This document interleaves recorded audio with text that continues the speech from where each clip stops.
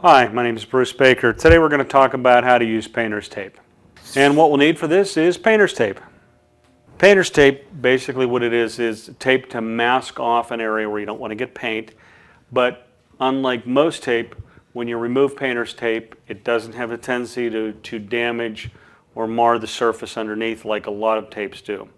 So what I'm going to show right now is the best way to apply it to get a nice clean edge. Best way to put the painter's tape on is get about 6 inches. You want to start at the very top where you want to go and get that area, working it with your fingernail, have the rest of the tape loose like this. As you can see, you have a lot of control, and get your index finger, stretch it down. That way you can put it exactly where you want it. Keep it taut and just kind of run your finger down there and just repeat it again. What will happen is you'll get a wavy line, so you want to keep tension as you're pulling it down. If I want to get a nice edge, it's not hard. You just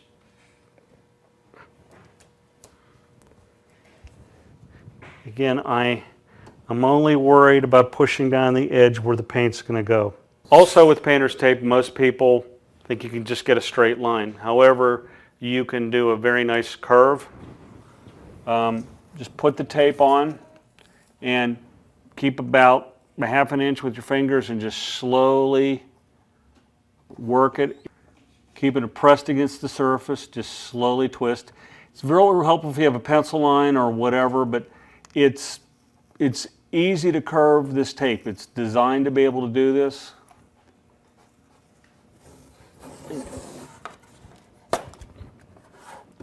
See, I'm only worried about this edge here, but I have a nice corner. If you have irregular edges, it's very easy to use this. In conclusion, tape's on, nice and easy. You want to take it off as soon as possible. You don't want to leave it on for more than a day. I recommend 15 minutes to an hour maximum.